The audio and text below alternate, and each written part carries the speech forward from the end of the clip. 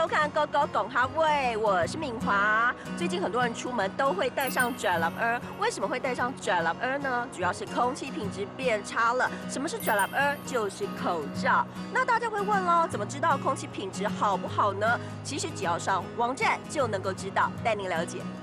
台北101蒙蒙的看不清楚，因为现在空气污染很严重，很多人出门都戴卷lap耳。而空气污染的新指标 AQI 也正式上路，新指标用黄色、橘色、红色还有紫色告诉民众空气品质好不好。民众只要连上空气品质监测网，还有下载环境即时通的 APP， 里面就有相关的数据，还有空气品质指标提醒民众。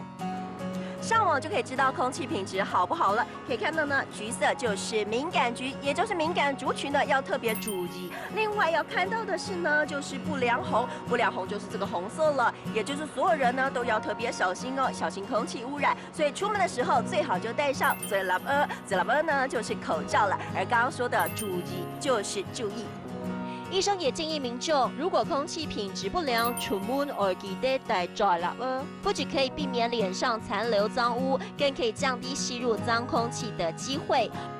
但是如果说我们本身自己是过敏性的一个皮肤，然后自己体质是比较偏过敏的，就要特别留意，当它的指数 AQI 指数101到150的时候呢，就会出现这个黄色的一个警戒，就要特别留意这种敏感的一个族群就要特别小心。如果是外出的话，尽量还是要戴这个口罩。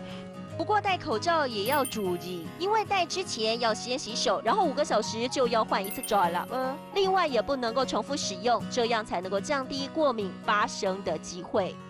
Hello， 各位朋友们，今天教的单词有没有很生活化、很实用呢？在这里，您就带大家一个一个来复习一次哦。我们来看到第一个单词就是口罩，卷lap耳，卷lap耳。第二个呢就是注意，注意。注意。第三个呢，我们来学一整句话：出门要记得戴口罩。出門要記得戴卷lap耳。出門要記得戴卷lap耳。这样学会了吗？记得出门要戴口罩，对身体比较好哦。好，我们下次见了，拜拜。